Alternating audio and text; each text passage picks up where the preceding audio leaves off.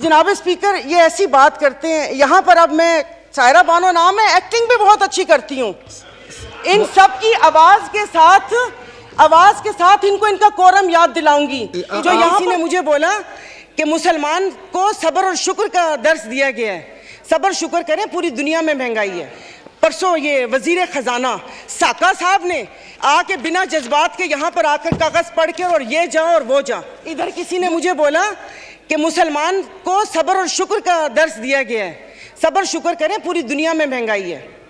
मैं Tim Hortons और क्या कहते हैं PSL का मैच देखने वाले और कराची 2 दरिया में खाने वालों की बात नहीं कर रही। मैं उसकी बात कर रही हूँ जिसके 5-5 बच्चे हैं और एक बाइक है। वो पेट्रोल भरवाएगा, दवाई लेगा या क्या करेगा?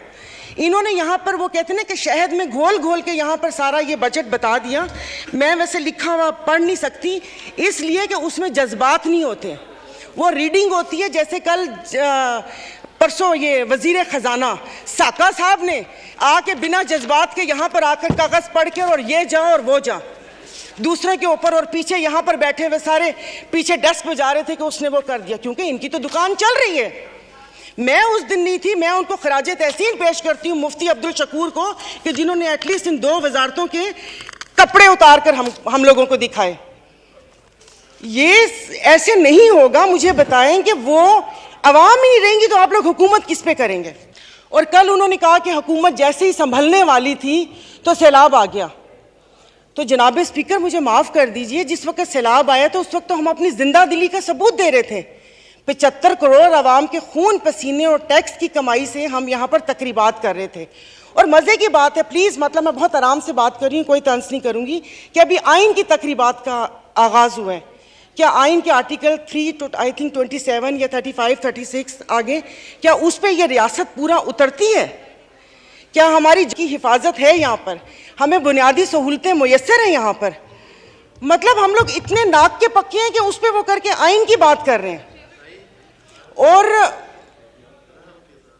ये हालात इस नहद तक ना पहुंचाएं कि हम अपनी बड़ों की कुर्बानियों को बेफजूल समझें, क्योंकि गोरे से तो लेके रहेंगे पाकिस्तान, ये नारे लगाकर हमने आज़ादी तो ले ली। अब मैं किससे आज़ादी मांगूं? क्या गोश्त खाने के लिए हमने आज़ादी मांगी थी कि खुला गोश्त यहाँ पर खाने को मिल जाए? उसके अलावा तो कुछ भी नहीं है। और मुझे माफ़ कर दीजिएगा कि उस कश्मीर वाले दिन में यहाँ पर ना वज़ीर आज़म थे, ना वज़ीर ख़ारजा थे, ना दिफा मिनिस्टर थे, और ये यहाँ पर कश्मीर का वो हो रहा था। और जो मोदी की कहानी सुना रहे थे, मुझे तो 1 सेकंड के लिए, मैं तो उस वक्त आई थी, मैं समझी कि आप शायद यहाँ के हालात सुना रहे हैं। मुल्क को पता नहीं आप लोगों ने कहाँ से कहाँ पहुँचा दिया। टैक्सीज की बात करें, जैसे अभी मेरे भाई ने बोला कि रमज़ान आने वाला है, मशरूबात पर। अरे मीठे मशरूबात पर क्यों टैक्स लगा रहे हैं? कड़वे मशरूब को लीगल करके उसके ऊपर टैक्स लगाएं ताकि रेवेन्यू भी मिले पाकिस्तान को। मीठे मशरूबात, एक गरीब रोज़ा रख के एक उसकी ख्वाहिश होती है रूह अफ़ज़ा पीने की या वो करके, और उन्होंने कहा बाकी चीज़ों पे टैक्स नहीं लगा। मुर्गी गोश्त महंगा नहीं हुआ, वो अल्हम्दुलिल्लाह हमारे पाकिस्तानी खुद ही महंगा कर लेंगे। जनाब स्पीकर, अभी वज़ीर आज़म साहब ने कहा था कि ये जो थर कोल है ये गेम चेंजर होगा, उसके ऊपर तो टैक्स लगा दिया। वो क्या गेम चेंजर होगा? और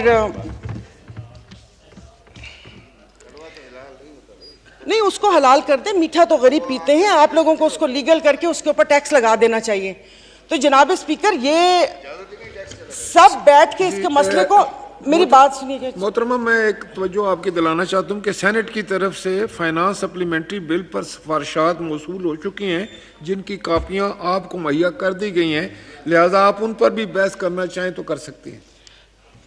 सर, अभी कौन सी कॉपियाँ? और आज हालात तो यहाँ पर हैं कि आज पावर की मीटिंग है और रात को 90 सफ़ों का एक पम्फलेट आ गया था।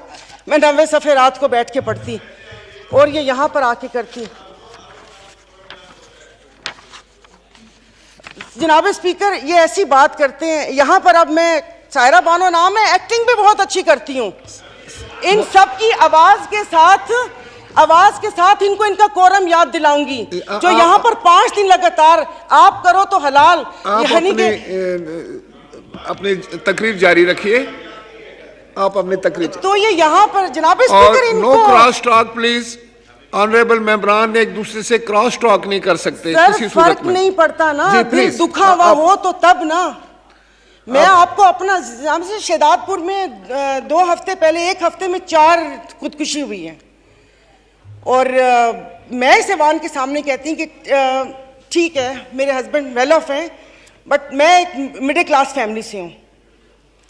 मेरे भाई ने परसों मुझे मैसेज किया और उसने बोला कि दुआ करोगे मैं मर जाऊं। और वो सिर्फ एक मेरा भाई नहीं है, मैं पूरे अपने जो भाई जिनका राब्ता मुझसे नहीं है मैं उनकी मैं बात कर रही हूँ। जब स्पीकर कल मैं गई थी, वो जिस बंदे ने 4 टमाटर और 4 आलू लेकर 400 उसके पास नहीं थे, उसने पर्स निकाला, मैं शर्म से गड़ के मर गई। 272 लीटर पेट्रोल आप लोगों ने मुश्किल करनी है तो आप V8 और बड़ी बड़ी ग्रैंड क्रूजर को 500 लीटर पेट्रोल देना। गरीब को आप दवाइयां तो वो दवाई नहीं मिलती, सरकारी अस्पताल का आपने हाल देख लिया। मैं प्लीज आप मार दें, आप प्लीज मार दें।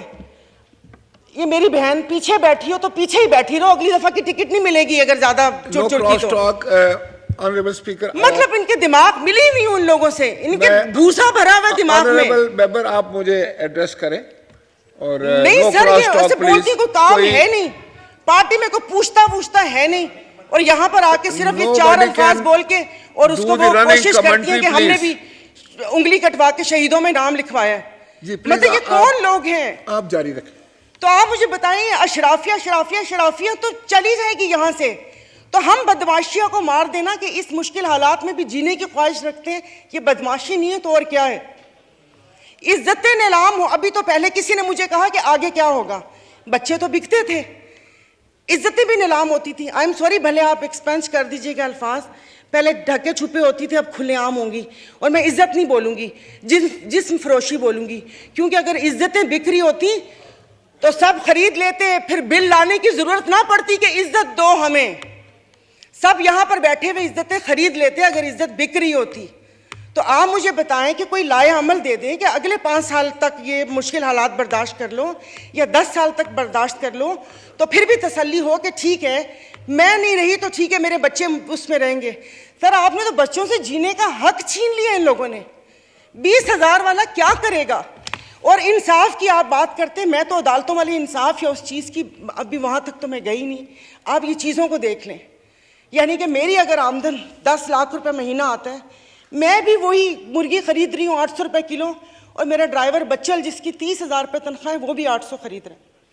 वो दूध 200 रुपये किलो मैं भी ले रही हूँ, 200 किलो वो भी ले रहे हैं। मैं घर में अब ग्रॉसरी नहीं लाती इसलिए कि मुझे शर्म आती है कि वो ड्राइवर बावर्ची उठाएगा तो उसके दिल में क्या होगा कि ये थैले भरे आ रहे हैं और उसके घर में खाने को है या नहीं है। 2-2 किलो की चीज़ मंगवा लेती हूँ कि जाओ बेटा सामने से लेकर आ जाओ। तो आप मुझे बताएं, मतलब थोड़ा सा जीने का हक दे दे, खुदा पाक को जाके जवाब देना। यहाँ पर आप आयतें पढ़ाते हैं, आयतें पर्दा कर चुकी हैं, आयतें पर्दा कर चुकी हैं। अभी ये कहते हैं वो तकरीर ना, ये इनको शर्म नहीं आती, रात के अंधेरे में पेट्रोल का पंप गिराते हैं, तो वो भी जरूर रात के अंधेरे में पेट्रोल का पंप गिराते हैं। मुझे तो समझ नहीं आ रही थी, चश्मा नहीं था, मैंने कहा ये क्या हो गया, शायद मैं रात को रोई हूँ, अल्लाह पाक ने मेरी दुआ सुन ली। पता चला वो पिछले थे मैसेजेस ना, जब वो यहाँ पर बैठा करते थे। अब सब कुछ जायज़ है, सब कुछ हलाल है। यहाँ पर बहुत तुर्की हमारे भाई हैं, और शुक्र अल्हम्दुलिल्लाह शाम का नाम भी लिया, क्योंकि पहले 1 हफ्ता तो उस बेचारे का नाम ही नहीं था। फिर जब इंटरनेशनल मीडिया ने डालना शुरू किया तो हमने भी शाम बोलना शुरू कर दिया। हमारे भाई हैं, हमारे मुश्किल वक्त में खड़े होते हैं, दिलो जान से मदद करनी चाहिए। वहाँ पर जाने के लिए उतावले थे, कभी कहाँ तबाही आई हुई, उस दिन कोई पहुँचता है, उस दिन कोई पहुँचते जाएं तो तब कि आप अपनी वेल्थ में से, जैसे ये भाई ने बोला कि हम लोगों से तो ले ली तनख्वाह, अवाम से भी वो दे दिया, अवाम के पास है जो अवाम डोनेशन देगी, वहाँ पर अल्लाह पाक उनकी मदद करेगा। और वो रियासत माँ जैसी है, उनके हुक्मरान हमारे जैसे नहीं हैं, उनके लिए वो खड़े हैं। दबी हुए अवाम के लिए हम इज़ारे यकजहती के लिए बेचैन हो रहे हैं, लेकिन यहाँ पर जो मरी हुई फाकों से अवाम है उसके लिए कोई दिल में दर्द नहीं है। तो अभी ये आइन की तकरीबात के लिए कितने पैसे वो हुए, इन्होंने अभी बोला कि हम तनख्वाह नहीं ले रहे। 1,80,000 से क्या होता है, वो तो वैसे ही एक वक्त का खाना है, खाना पीना तो। लेकिन बाकी जो चीज़ें हैं वो, ये जो गाड़ियाँ, ये फ्यूल कार्ड, इनकी ताम झाम, इन सब पे कितना पैसा खर्च होता है। देखो, खुदा का खौफ कर ले, मेरे पास कोई अल्फाज नहीं है, ये सारा कुछ मैंने लिखा था, लेकिन ये बेफजूल है। मैं किसको इशारिया सुनाऊंगी कि 13 पॉइंट ये हुआ, मोडीज की रेटिंग ये है, वो ट्रांसपेरेंसी ने ये बोला, वो बोला। हम में से तो किसी को भी जरूरत नहीं है, सब अल्हम्दुलिल्लाह खाते पीते घरानों से हैं, सब अल्हम्दुलिल्लाह खाते पीते घरानों से, लेकिन किसी और का तो सोच लें। तो ये यहाँ पर प्लीज़, मतलब अब तकरीबन साल होने वाला है, आप भी कहते रहे, लेकिन यहाँ पर आने की तौफीक नहीं हुई। मैं कुछ लोगों का, आप लोगों को दिलचस्पी होगी, आप यकीन नहीं करें, मुझे इस ऑडियो लीक से पीटीआई क्या कर रही है क्या नहीं कर रही है मुझे कोई दिलचस्पी नहीं है। सब जाएं भाड़ में, लोग, अवाम मर रही है, आप उसको देखिए।